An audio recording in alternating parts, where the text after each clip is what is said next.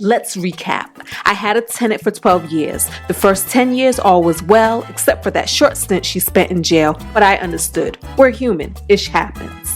Then March of 2020 rolled in, and the world as we knew it shut down. Everyone was ordered to stay in the house. Walmart and Target could not sell you food. Court shut down. If business wasn't deemed essential, you weren't allowed to do it. If caught, you were fined. If fined, you had to pay. These were the rules for everyone, but my tenant took it another step further. She decided she wasn't going to pay rent either.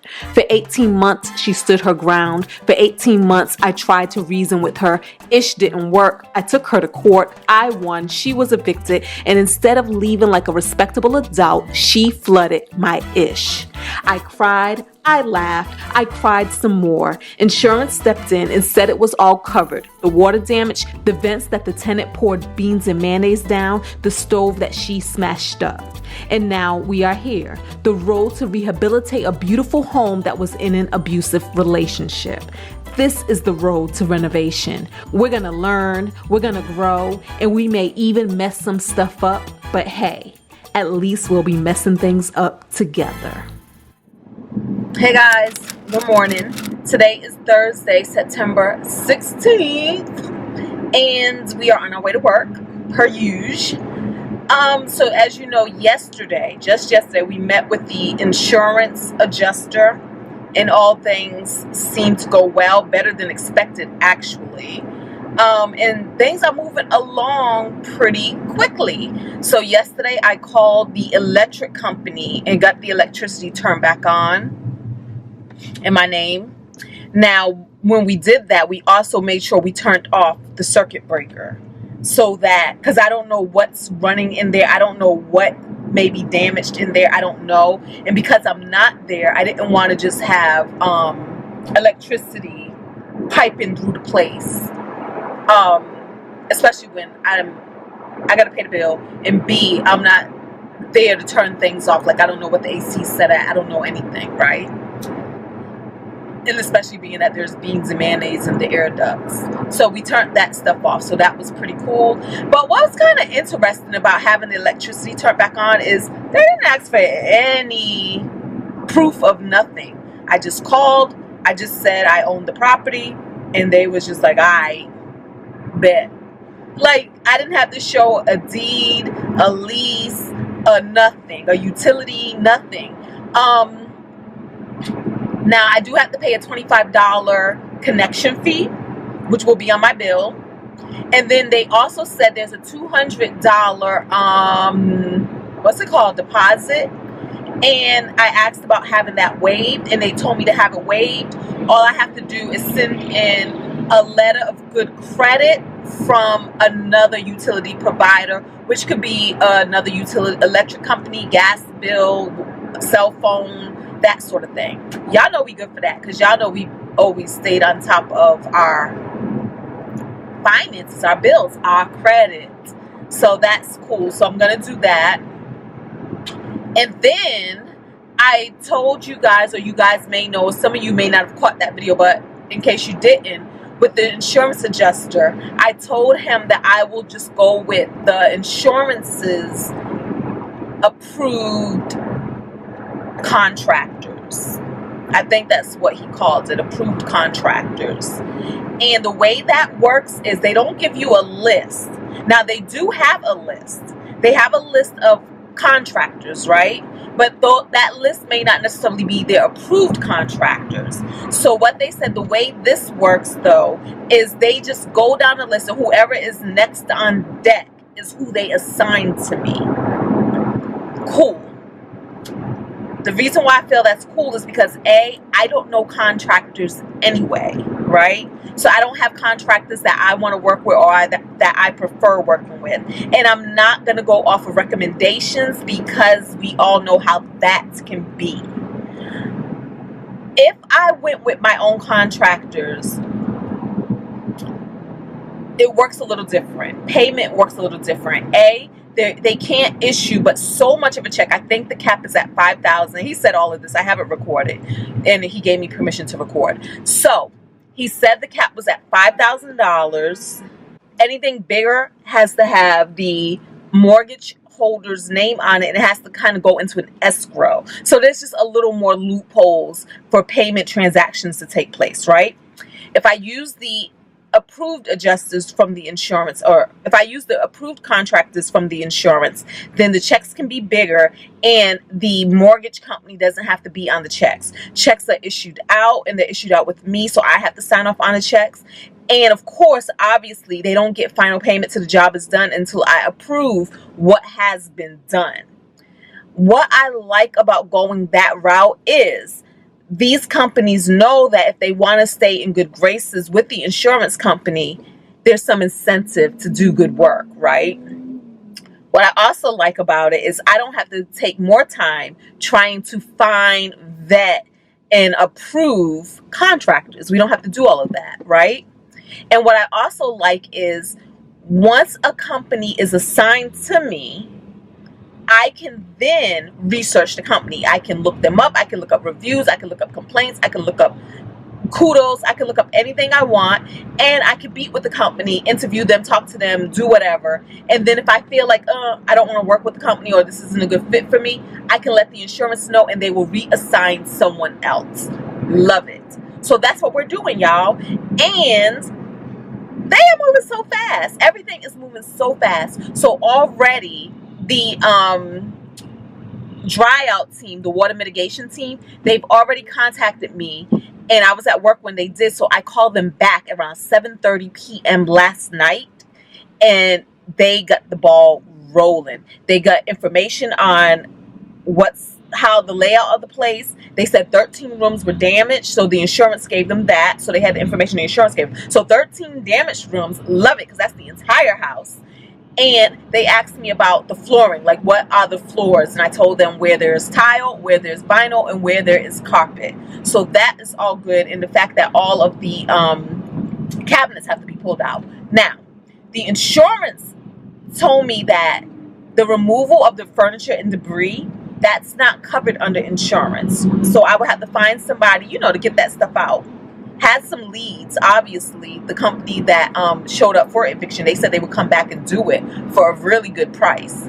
But before I try to jump the gun and make arrangements, I just needed to figure out what I needed to figure out, because the insurance said that I can also possibly pay the mitigation team to take on that job or whatever. So that was that. So when she called me ready to get started today, I told her there were two things. One, the electricity, because they need to be able to dry things out, run fans, suck moisture out, things like that. So I told her I had the insurance. I called yesterday. They said that the insurance. I had the electricity. I called yesterday, and they said that the electricity should be on today. I don't have a time though. So that was one. The second thing I told her is that there is a lot of furniture and debris, to include dog feces and urine. Yeah, urine in the basement. And I was told that the insurance doesn't cover that, so I have to make arrangements to get that stuff picked up and out of there.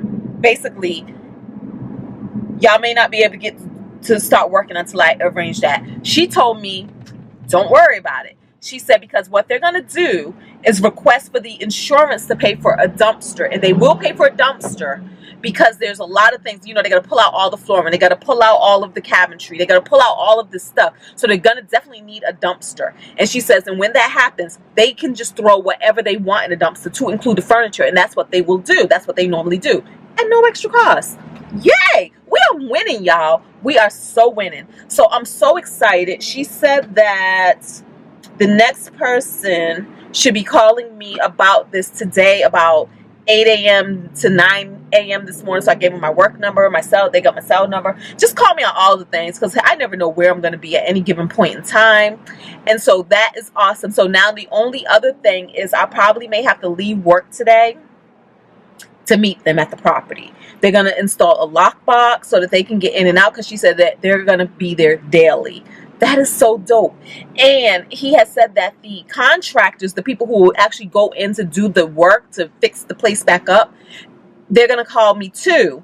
But he said, make sure I schedule them for like next week. So in my mind, I'm like, wow, things are going to move that fast, where the one team is going to be done pulling everything out, and the next team is going to be ready to get up in there. y'all, and we still get paid on rent. Yeah, this is working out so much better than I expected, than I could have expected. So if we go back out there today, I'm gonna definitely take y'all with, but I may also reach back out to Corinne. I'm not sure, because I don't want to overwhelm people, you know what I mean? Corinne has things to do too. So I may see, because she is closer. She's like about 20 minutes away from the property, whereas I'm an hour and a half away. But we'll figure this out. Obviously, this is my thing, right? I probably will just start taking, let me take a look at my vacation time. I probably just start using up more vacation time just to get things situated, and then also not put that pressure on myself to try to make up hours. I don't know. We'll feel it out. But I definitely don't want to overwhelm and burden my friends with this. I'm just so grateful for their help and for their assistance. And I was talking to Carla yesterday. Carla loves decorating. She's really good at decorating. So she is so excited to get started in the renovation process, to be there and help guide the design of the place. Y'all, we got a team. We have a team. I need to give everybody titles and hard hats. Hey, Fab Tribe. Okay, so we are on our way out to the site. Should we call it the site? We need a name. We are on our way out to the site, okay? And we paid our $500 deductible this morning. Best $500 I've ever paid. And we are now going to meet the rental team. No, they're not the renovation team. They're going to be the water mitigation team. But I wonder what they call themselves. I'll find out what they call themselves. The terror outers. And I think that today they are just going to concentrate on getting pictures and figuring out exactly what they need for the job. So I think they're going to do an assessment. I don't want to go in there if I don't have to. We're going to check to see if the lights are on. Right now, everything is turned off by the circuit box, but I'm going to see if they can turn that circuit breaker box back on, because I just don't want to.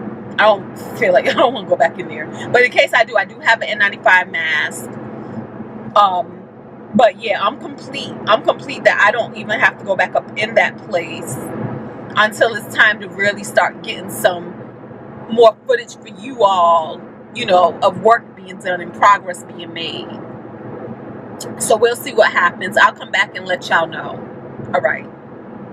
We're watching Clickbait now on Netflix. Just in case you want to know a reference of this point in time in my life, what we're doing. And that's what we're doing. But really, these days, everything has been spent in the direction of this property, getting the property together and figuring out what we need to figure out as far as the property is concerned. All the other things in my life, such as my nails, y'all see them. We ain't been doing that. My eyelashes are coming out by the boatload. Y'all see that.